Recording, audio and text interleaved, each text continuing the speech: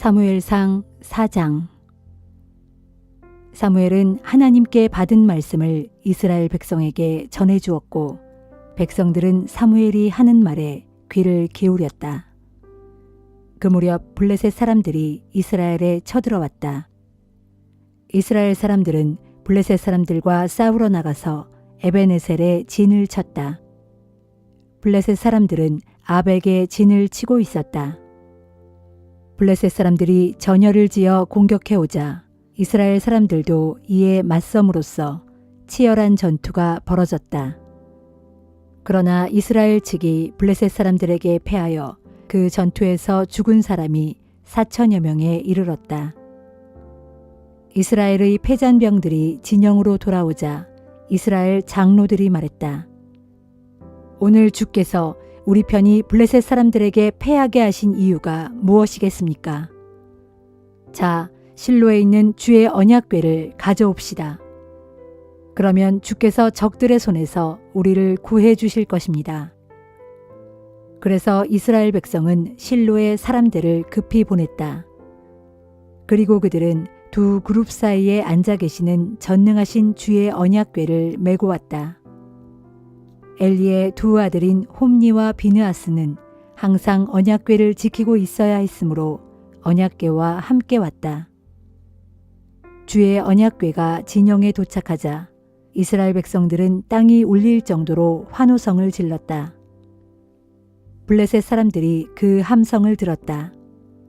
히브리 사람들의 진영에서 함성이 들리니 도대체 무슨 일이지? 그러다가 그들은 주의 언약궤가 이스라엘의 진영에 들어왔다는 것을 알고 모두 두려움에 떨었다. 하나님이 이스라엘의 진영에 들어오셨구나. 블레셋 사람들은 이렇게 외쳤다. 이제 큰일 났구나. 이런 일은 우리에게 일찍이 없었다. 이제 어찌해야 할까? 저 막강한 신들의 손에서 누가 우리를 구할 수 있단 말인가? 저 신들은 광야에서 온갖 재앙으로 이집트 사람들을 쳤던 바로 그 신들이 아니냐. 그러니 블레셋 사람들이여 마음을 단단히 먹어라. 사나이답게 용감해져라. 그렇지 않으면 지금껏 히브리 사람들이 너희의 노예가 되었던 것처럼 이제는 너희가 히브리 사람들의 노예가 될 것이다. 이렇게 블레셋 사람들이 싸움에 임하자 이스라엘 군사들은 자기들의 집으로 도망치기에 바빴다. 이 싸움으로 이스라엘은 3만의 병사를 잃었다. 하나님의 궤를 빼앗겼고 엘리의 두 아들 홈니와 비느하스는 목숨을 잃었다. 그날 전쟁터에 나갔던 베냐민 지파 한 사람이 전쟁터에서 도망쳐서 실로에 왔다. 그의 옷은 다 찢겨 있었고 머리는 먼지투성이었다. 그가 이르렀을 때 엘리는 길가의 의자에 앉아서 지켜보고 있었는데 하나님의 궤가 어찌 되었을지 걱정이 태산 같았다. 그 사람이 성읍에 들어서서 소식을 전하자 성읍 사람들은 모두 큰 소리로 울부짖었다. 그 울부짖는 소리를 듣고서 엘리가 물었다. 저게 웬 아우성이냐? 그 사람이 급히 엘리에게로 뛰어와서 전쟁터의 소식을 알렸다. 당시 엘리의 나이는 98세로 눈이 어두워져서 거의 앞을 보지 못했다. 그 사람이 엘리에게 말했다. 저는 지금 전쟁터에서 오는 길입니다. 가까스로 도망쳐 나왔습니다. 엘리가 물었다. 젊은이 어찌 된 일인지 어서 말해보오. 그러자 그 사람이 소식을 전했다. 이스라엘이 블레셋에게 졌습니다. 이스라엘 군인들이 많이 죽었습니다. 제사장님의 두 아들 홈니와 비느하스도 전사했습니다. 하나님의 궤도 빼앗기고 말았습니다. 하나님의 궤를 빼앗겼다는 소리를 듣자마자 엘리는 앉아있던 의자에서 뒤로 꽈당 넘어지고 말았다. 엘리는 목뼈가 부러져서 그대로 죽었다. 너무 늙은 데다 몸이 비대하여 그만한 충격을 감당할 길이 없었던 것이다. 40년 동안 이스라엘을 이끌어온 사사 엘리의 생애는 그렇게 막을 내렸다. 엘리의 며느리인 비느하스의 아내는 그때 임신 중이어서 출산을 앞두고 있었다. 그녀는 하나님의 궤를 블레셋 사람들에게 빼앗겼다는 것과 자신의 시아버지와 남편이 죽었다는 소식을 듣고는 갑자기 진통을 하면서 아기를 낳았다. 하지만 산통이 너무나 컸다. 죽어가는 그녀에게 옆에서 시중을 들던 여인들이 말했다. 아들을 낳았으니 너무 상심하지 마세요. 하지만 그녀는 아무런 대꾸도 하지 않았다. 아무 정신이 없었던 것이다. 그녀는 아기 이름을 이가봇이라고 지어주면서 말했다. 영광이 이스라엘에서 떠났구나.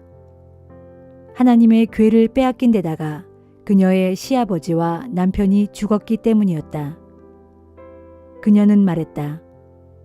하나님의 궤를 빼앗겼으니 영광이 이스라엘에서 떠났구나.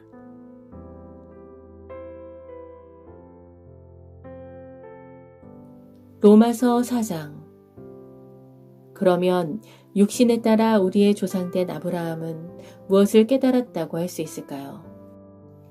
사실 아브라함이 행위로 말미암아 하나님께 의롭다고 받아들여지게 되었다면 그에게는 자랑할 거리가 있었다고 할 수 있겠지만, 그러나 아브라함은 하나님 앞에서 자랑할 것이 아무것도 없습니다.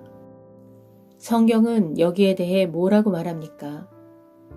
아브라함은 하나님을 믿었으므로 그로 인해 하나님께서 그를 의롭다고 인정해 주셨다라고 되어 있습니다. 어떤 사람이 일을 하면 그의 품삯은 당연한 것이지 은혜로 주어지는 것이 아닙니다. 하지만 일을 하지 않아 아무런 공로가 없어도 경건치 않은 자를 의롭다고 하시는 그분, 하나님을 믿는 사람에게는 그의 믿음이 하나님 앞에 의롭다고 인정을 받게 됩니다. 그래서 행위와는 아무 상관없이 하나님께 의롭다고 받아들여지게 되는 사람의 복됨에 대해서 다윗은 이렇게 말하고 있습니다. 죄를 지었지만 하나님께 용서를 받고 그 죄가 덮어진 사람은 얼마나 복을 받은 것인가. 주께서 그 죄를 묻지 않으시고 죄 없다고 인정해 주는 사람은 얼마나 복을 받은 것인가. 이런 복은 할례를 받은 사람에게만 내리는 것입니까? 아니면 할례를 받지 않은 사람에게도 내리는 것입니까? 우리는 아브라함이 그의 믿음으로 말미암아 하나님께 의롭다고 인정을 받았다는 것을 이미 말한 바 있습니다. 그러면 아브라함이 그렇게 인정을 받은 상황은 어떠했습니까? 그가 할례를 받은 후였습니까? 아니면 그 이전이었습니까? 그렇습니다. 할례를 받은 후가 아니라 그 이전이었습니다. 아브라함이 할례를 받은 때에는 하나님께서 그의 믿음을 보시고 그에게 복을 내리겠다고 약속하신 때보다 훨씬 뒤의 일이었습니다. 아브라함의 할례의식은 다만 그 믿음을 확증하는 표시였을 뿐입니다. 이처럼 아브라함은 할례를 받지 않은 상태에서 하나님을 믿는 모든 사람들의 조상이 되었는데, 그것은 할례를 받지 않은 사람들도 하나님께 의롭다고 받아들여질 수 있다는 것을 알게 하기 위함이었습니다. 물론 아브라함은 할례를 받은 사람들의 조상이기도 합니다. 다시 말해 아브라함은 할례를 받은 사람들 뿐만 아니라 할례를 받지 않았더라도 우리 조상 아브라함이 할례를 받기 전에 지녔던 믿음의 발자취를 본받아 그 길을 따르는 모든 사람들의 조상이기도 합니다. 하나님께서 온 땅을 아브라함과 그의 자손에게 주겠다고 하신 약속은 아브라함이 율법을 지켰기 때문이 아니라 아브라함의 믿음이 하나님께 의로 받아들여졌기 때문입니다. 율법을 지키는 사람들이 상속자가 된다면 믿음은 아무런 가치가 없고 하나님의 약속 또한 쓸모가 없게 됩니다. 율법은 하나님의 진노를 불러오기 십상이기 때문입니다. 율법이 없는 곳에는 율법을 어기는 일도 없을 것입니다. 이런 까닭에 하나님의 약속은 오직 믿음에 근거한 것입니다. 그것은 아브라함의 모든 자손들, 곧 율법에 속한 자들만이 아니라 아브라함의 믿음에 속한 자들에게까지도 은혜로 말미암아 보장된 약속입니다. 아브라함은 우리 모두의 조상입니다.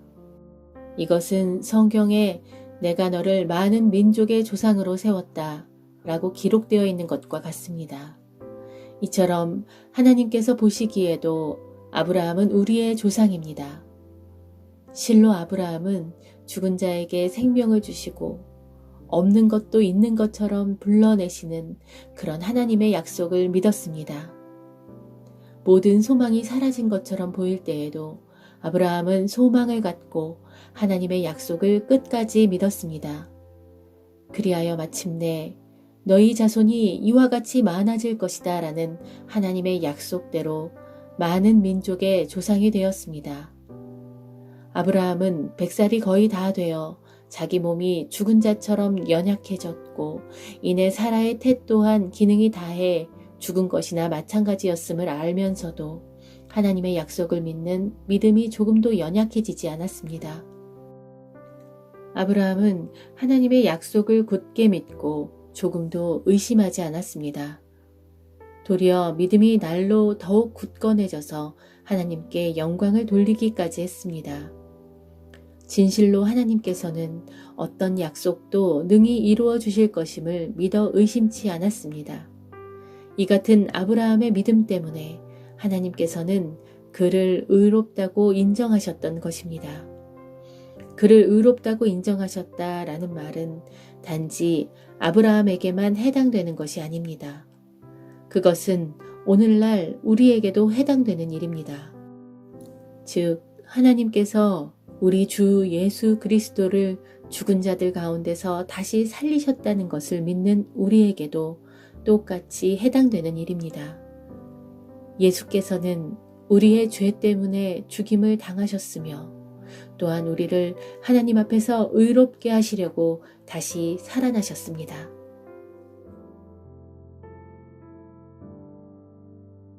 예레미야 43장. 예레미야가 주께 받은 모든 말씀, 곧 이스라엘의 하나님이신 주께서 예레미야를 통해 이르신 모든 말씀을 당시 유다 땅에 남아있는 온 백성에게 전부 말했을 때 호사야의 아들 아사랴와 가레야의 아들 요하난과 그 밖의 모든 거만한 무리들이 예레미야에게 대들었다. 당신은 지금 거짓말을 하고 있는 거요. 우리의 하나님이신 주께서 당신에게 그런 말을 전하라고 하셨을 리가 없어. 우리가 이집트로 내려가서 그곳에 정착해서는 안 된다는 것이 주님의 뜻일 리가 없단 말이오. 그것은 틀림없이 네리야의 아들 바룩이 당신을 꼬드겨서 우리를 대적하게 하려는 것이오. 그래서 마침내는 우리를 바빌로니아 군사들의 손에 넘겨주어서 우리를 죽게 하거나 아니면 바빌로니아 땅으로 사로잡아가게 하려고 당신을 부추긴 것이오. 이와 같이 가레야의 아들 요하난과 그와 함께하는 모든 군대 지휘관들과 모든 백성들이 유다 땅에 그대로 머물러 살라는 주님의 명령을 따르지 않았다.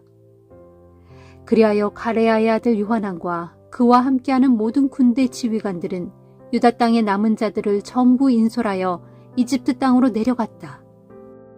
곧 그들은 바빌로니아 군대가 침략했을 때 이웃 나라들로 도피했다가 전쟁 후에 유다 땅에 거주하려고 다시 돌아온 자들, 느다냐의 아들 이스마엘에 의해 미스바에서 사로잡혀 기브온까지 끌려갔다가 풀려난 남자와 여자와 어린아이들과 유다의 공주들, 바빌로니아 왕의 근위대장 느부사라단이 그다랴의 통솔하에 맡긴 모든 사람들, 그리고 예언자 예레미야와 네리야의 아들인 서기관 바룩까지 모두 데리고 이집트로 내려갔다.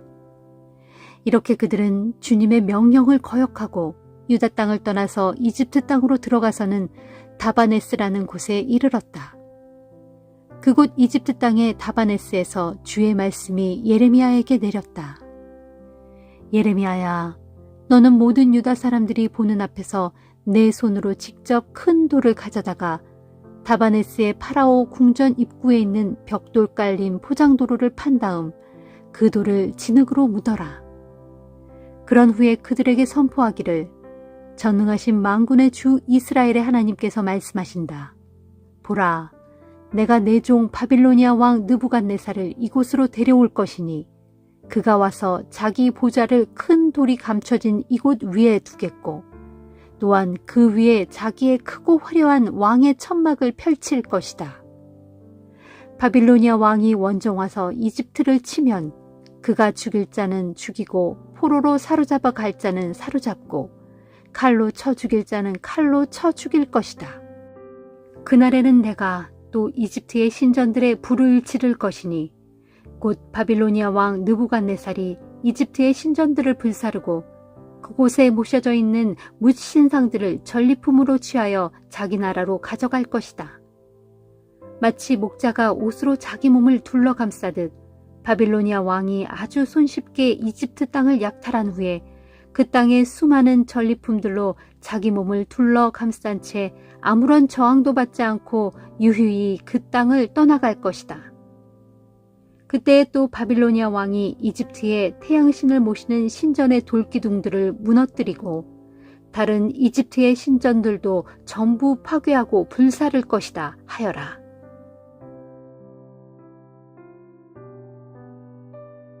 시편 18편.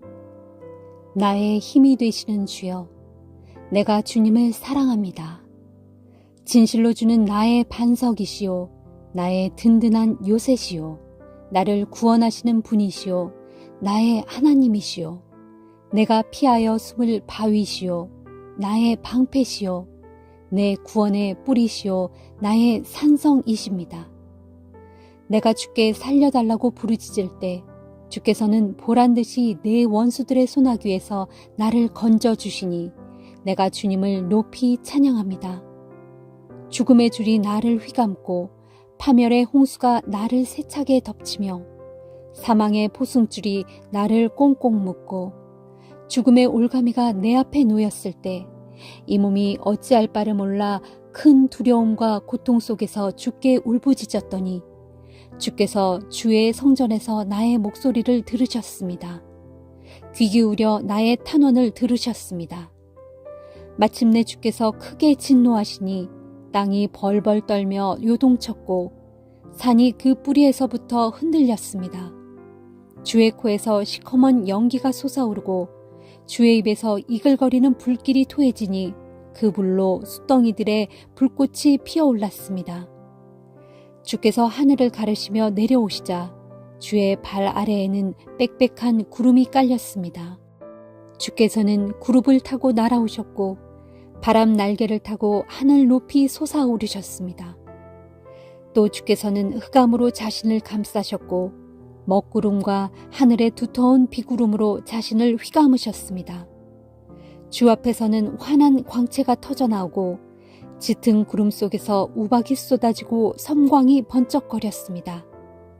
주께서 하늘로부터 천둥을 우르르 쾅쾅 치심으로써 지극히 높으신 자의 목소리를 내셨고 그와 동시에 우박을 쏟으시고 벼락을 치셨습니다. 또 주께서는 화살을 쏘아 원수들을 뿔뿔이 흩으시고 번쩍번쩍 번개를 쳐서 원수들로 허겁지겁 달아나게 하셨습니다. 오 주여, 주께서 원수들을 꾸짖으시니 바다가 말라붙어 그 밑바닥까지 훤히 다 드러났고 주께서 진노하셔서 콧김을 내뿜으시니 땅의 뿌리가 모두 드러났습니다. 그런 때에 주께서는 하늘 높은 곳에서 권능의 손을 뻗으시어 나를 붙잡아 올리셨고 깊은 물속에서 나를 건져내셨습니다. 주께서는 나보다 강한 저 억센 원수들에게서 나를 건져주셨고 또한 나를 미워하는 모든 대적들에게서 이 몸을 구해주셨습니다. 나에게 재난의 나날들이 몰아닥쳤을 때 원수들이 득달같이 달려들어 나를 내리쳤어도 그때 주께서는 나의 든든한 버팀목이 되어 주셨습니다. 이처럼 주께서는 나를 넓고 안전한 곳으로 이끌어 주셨습니다. 그것은 주께서 나를 기뻐하셨기에 모든 환난 가운데서 나를 구해 주신 것입니다. 주께서는 나의 의로운 행위에 따라 내게 보상해 주셨고 내 손이 흠없이 깨끗하였기에 나에게 복을 내려 주셨습니다. 내가 주의 길만을 굳게 지켰고 하나님을 떠나 딴 길로 벗어나지 않았기에 내가 주의 법을 내 삶의 가장 앞자리에 두었고 주의 명령을 어긴 적이 없기에 내가 주 앞에서 흠없이 살았고 내 자신을 지켜 죄를 짓지 않았기에 주께서는 나의 의로운 행위에 따라 내게 보상해 주셨고 내 손이 흠없이 깨끗하였기에 나에게 복을 내려 주셨습니다. 진실로 주께서는 주께 신실한 이들에게는 신실하심으로 대하시고 주를 온전히 섬기는 이들에게는 주께서도 온전히 그를 아껴주십니다. 순결하게 살아가는 이들에게는 주의 순결함을 보이시고 마음이 삐뚤어진 간교한 자들에게는 등을 돌리시고 주의 진노를 퍼붓습니다. 주께서는 힘없는 연약한 자들을 건져주시고 교만한 눈을 낮추어 부끄럽게 하십니다. 오 주여, 진실로 주께서는 나의 등불을 환히 밝혀주시고 나를 둘러싼 모든 어둠의 세력을 물리쳐 주십니다. 나는 오직 주의 힘만 의지하여 나의 대적들에게 달려들어 당당하게 맞서 싸울 수 있고 나의 하나님께서 나와 함께 계시기에 내 앞에 놓인 높은 성벽조차도 능히 뛰어넘을 수 있습니다. 하나님의 길은 온전하고 주의 말씀에는 한 점 흠조차 없으시니 주께서는 자신을 신뢰하여 자신께 피하는 모든 이들에게 강한 방패가 되어 주십니다. 오 주여, 하나님 외에 다른 주가 세상 어디에 또 있겠습니까? 우리 하나님 말고 온 천하 어디에 든든하고 믿음직스러운 바위가 또 있겠습니까? 내게 강한 힘을 주시고 내가 가는 길을 온전하게 만드시는 분은 오직 하나님뿐이십니다. 주께서는 나의 발을 암사슴의 두 발처럼 빠르고 튼튼하게 만드시어 잘 뛰게 하시고 나를 높은 곳에 안전하게 세워주십니다. 주께서 나를 훈련시키시어 전쟁을 잘 할 수 있도록 싸우는 법을 가르쳐 주시니 나의 팔이 대적을 향해 청동활을 힘차게 당길 수 있습니다. 주께서는 구원의 방패를 내게 주셨고 주의 오른손으로 나를 굳게 붙잡아 주셨습니다. 이렇듯 주께서 내게 큰 친절을 베풀어 주셨으므로 내가 크게 되어 승리를 거둘 수 있었습니다. 또 주께서 나의 길을 활짝 넓혀 주셨으므로 내가 나의 발걸음을 당당하게 내딛게 되었고 넘어지는 일이 없게 되었습니다. 주의 도우심으로 내가 내 원수들을 쫓아가서 그들을 무찔러 이겼고 그들을 모조리 멸망시키기 전에는 결코 물러서지 않았습니다. 내가 나의 원수들을 다시는 일어나지 못하도록 치고 또 쳤더니 그들이 나의 발밑에 다 엎드려졌습니다. 주께서 내게 용기와 힘을 주셔서 나로 잘 싸울 수 있게 하셨으므로 내가 나를 치려고 일어선 대적들을 모조리 내 발 아래에 굴복시킬 수 있었습니다. 주께서는 나의 원수들을 내 앞에서 등을 보이며 허겁지겁 도망가게 하셨고 나로 하여금 나를 미워하던 자들을 완전히 무찌르게 하셨습니다. 나의 대적들이 살려달라 하고 소리쳤지만 그들을 건져줄 자는 아무도 없었고 그들이 주께 울부짖었지만 주께서는 그들의 소리를 들은 척도 하지 않으셨습니다. 그때에 나는 바람에 흩날리는 먼지와 같이 그들을 쳐서 흩어버렸고 길거리에 놔뒹구는 티끌과 같이 그들을 무찔러 짓밟았습니다. 진실로 주께서는 나를 대적하는 모든 사람들에게서 이 몸을 구해주시고 문 민족의 으뜸이 되게 하시어 그들을 다스리게 하셨으니 내가 알지도 못하는 민족들이 오늘날 나를 섬기고 있습니다. 뭇 사람들이 나에 대한 소문만 듣고도 즉시 나에게 복종하고 이방 사람들조차 내 앞에 모두 나아와서 엎드려 굴복합니다. 이방 사람들이 사기가 떨어져 저항할 힘을 모두 잃고 자신들의 요새에서 나와 두려워 떨며 내게로 옵니다. 주여, 주께서는 이렇듯 살아계시니 내가 나의 반석 되신 주님을 찬양합니다. 이 몸을 건져주신 내 구원의 하나님을 높여드립니다. 진실로 주께서는 나의 원수를 갚아주시고 온 땅의 문 민족들을 나의 발 아래 굴복해 하셨습니다. 주께서는 나를 모든 원수들의 손에서 구해주시고 나와 맞서 나를 치려고 일어선 자들 위에 나를 높이 세워주셨으며 모든 포악한 자들에게서 나를 무사히 건져 주셨습니다. 오 주여, 그러므로 내가 뭇 백성들이 모두 보는 앞에서 주께 감사를 드리고 소리 높여 주의 이름을 찬양하겠습니다. 참으로 주께서는 자신이 세우신 왕에게 크나큰 승리를 안겨주시고 자신이 기름 부어 세우신 이에게 변함없는 사랑을 베풀어 주시니 곧 다윗과 그의 자손에게 영원 무궁토록 크나큰 은혜를 베풀어 주십니다.